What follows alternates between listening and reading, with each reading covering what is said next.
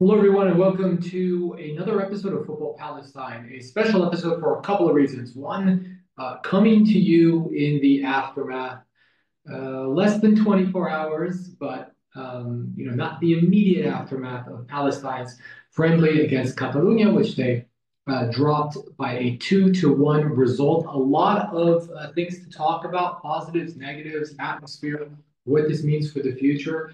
And because I'm feeling generous, and because I promised to give more content around this period, obviously special period, two friendlies on the Iberian Peninsula, one in Basque Country, one here in Catalonia, and because we are, preparing for the Arab Cup. There will be another episode of Football Palestine tomorrow where we go into things in depth. That will be longer, this will be shorter, and this one will be free. So if you're not a paid subscriber to Football Palestine and you want to see these videos in entirety on a regular basis, on at least a weekly basis, consider upgrading to a paid subscription. It helps me get this content out to you. Also helps keep me honest because, as I said yesterday, I like putting out my content fresh just when the match ends. And I suppose we will get started kind of giving my insight to the match, the build up, and what happened even before a ball was kicked. So, I think the natural thing to do, given that this is the second friendly in the window, and given that it's, one was against Basque Country, which region in Spain that wants its independence, Catalunya, another one that's been in the news in the last decade or so.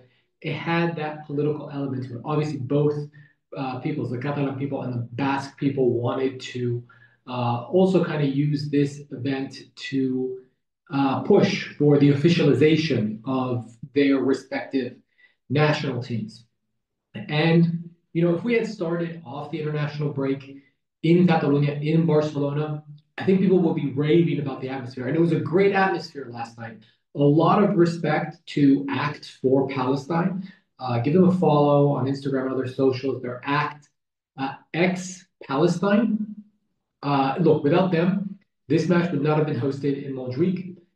This match would have been hosted on the peripheries, either way down south in Tarragona or half an hour, 40 minutes away in something like that in a tiny stadium. Instead, last night, we had about 35,000 people on a Tuesday at 6:30. So, there were a lot of late arrivals, but when they made it to their seats, I think they were treated to a really good match, a really good atmosphere.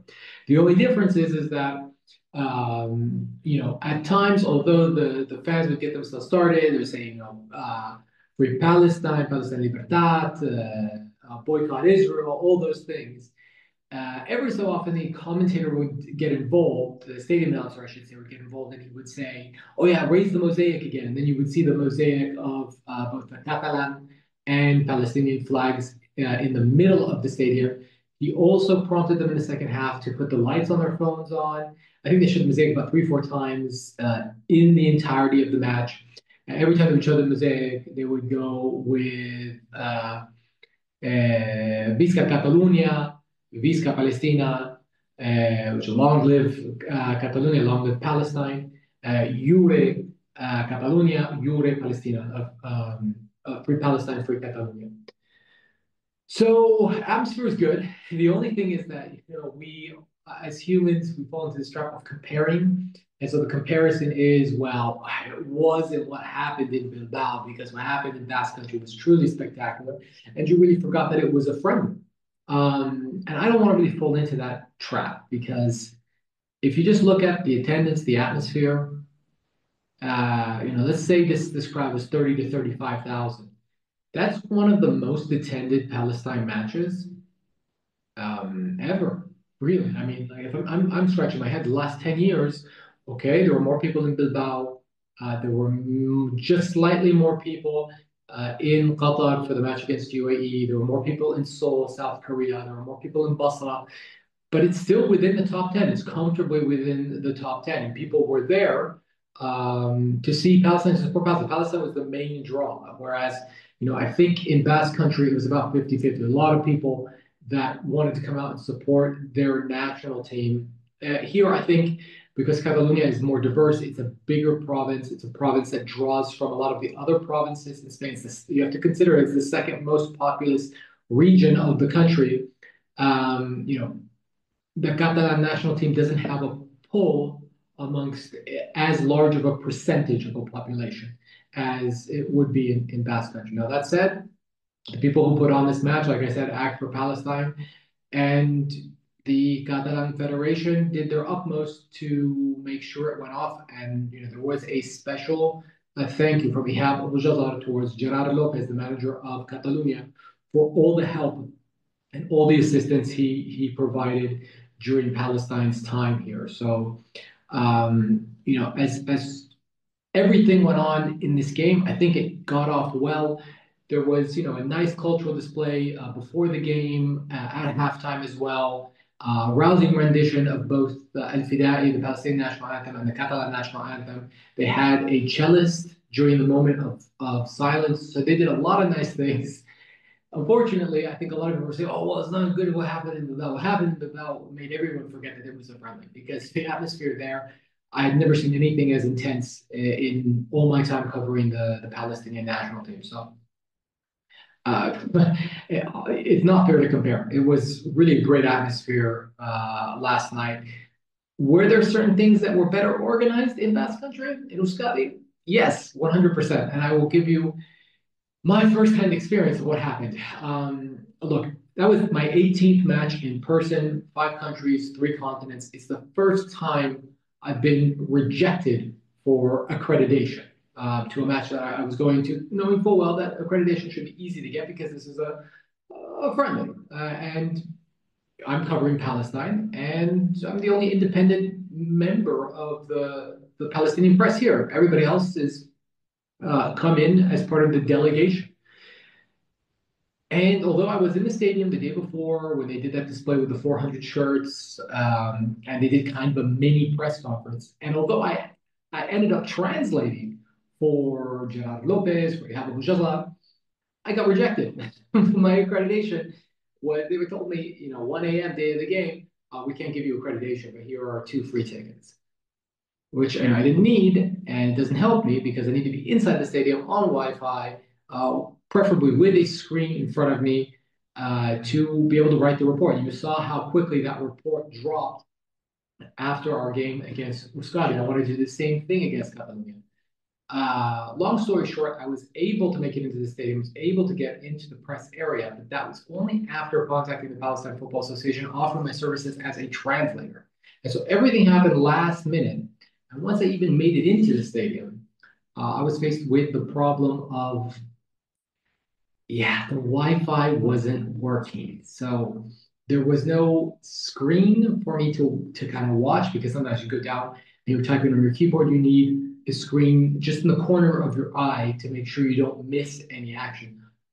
All these things were missing. So that resulted in the delay of putting out the match report. It also meant that because I had committed to being the translator, I couldn't spend the kind of 20 minutes before the press conference gets underway writing up the report. I had to go straight down and translate for Captain Ihab. So yeah, not great. So I would say if there's one thing the Basque Country did was that the accreditation process was open and it was easy to apply.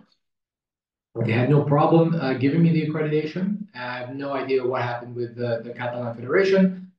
Face to face, they were very nice.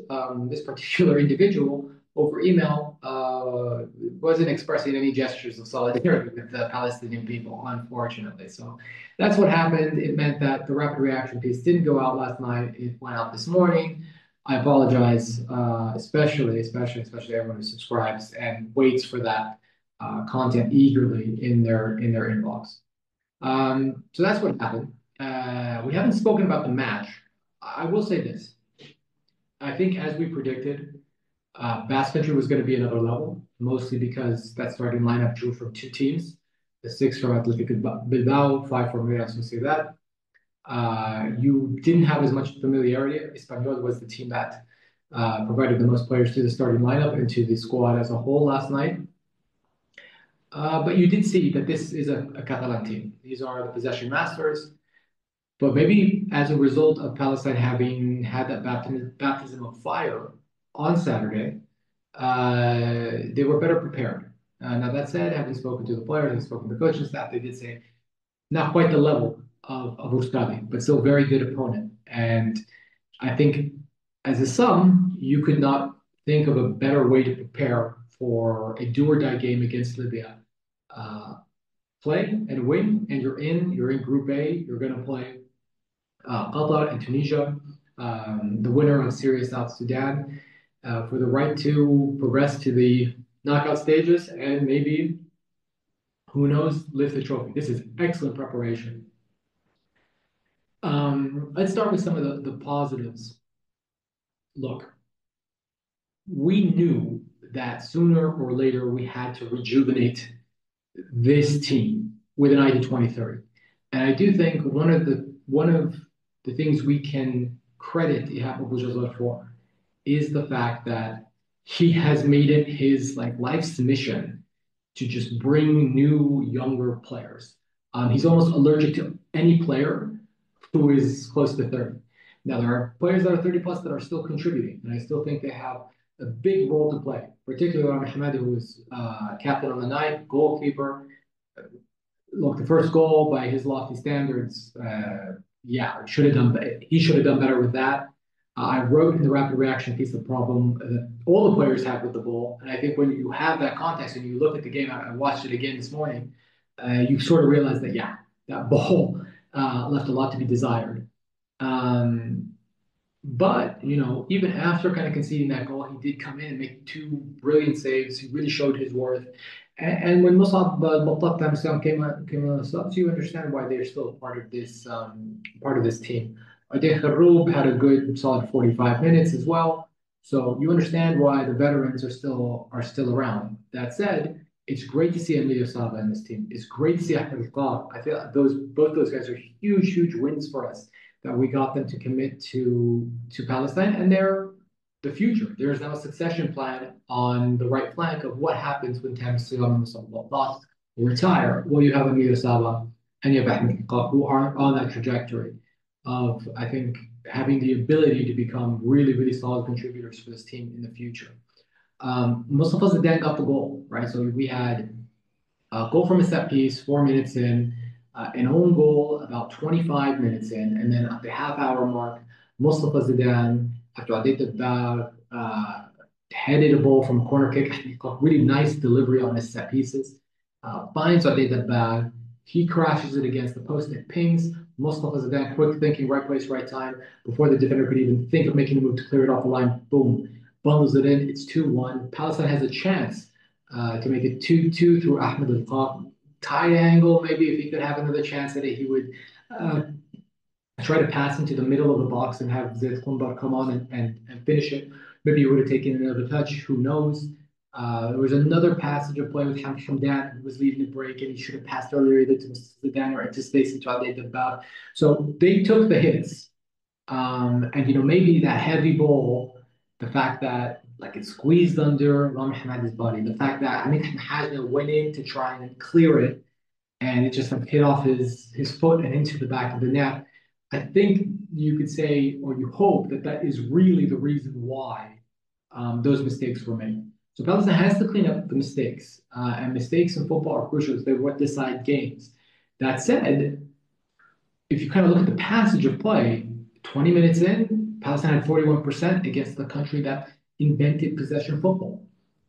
They had, in the second half, they even had more possession. I think it came close to being 50-50 by the time the game was over.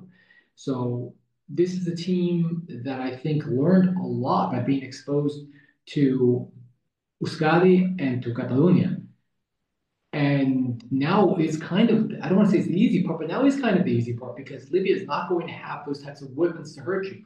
They're going to be a different type of team. It's going to be a physical game. It's going to be a game where the onus is probably going to be on us to break them down.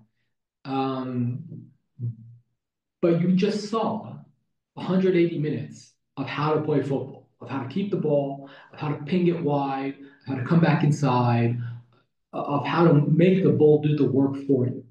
And I do think a lot of what we saw last night was Palestine absorbing those lessons. There's so many times last night where I saw us react to the pressure and us just swing it around. Like, yeah, okay, we'll do a nice little W-shaped pass, end up on the other side. And those are good signs. I think there are going to be a lot of people who are going to say, oh, we lost 2 games. Who cares? Unofficial friendlies, they don't count for anything. Yes, we always want to see Palestine win. That said, we saw improvement last night from what we saw on Saturday. That's good. We learned a lot. We gave everybody in the squad a chance to play, minus I think third choice goalkeeper Mehdi Alsi, but everybody else played. Abdelhadi Yassin came in for the second half last night. It's a win. It's a win. It's a win. It's a win because we're going to need depth in this team. We still don't know what's going to happen for the play-in game against Libya. Zamalek is playing African competitions, and they're going to want Uday Dabab. Maybe they can get Wissam Abu Ali to come in. Maybe they'll draft somebody else.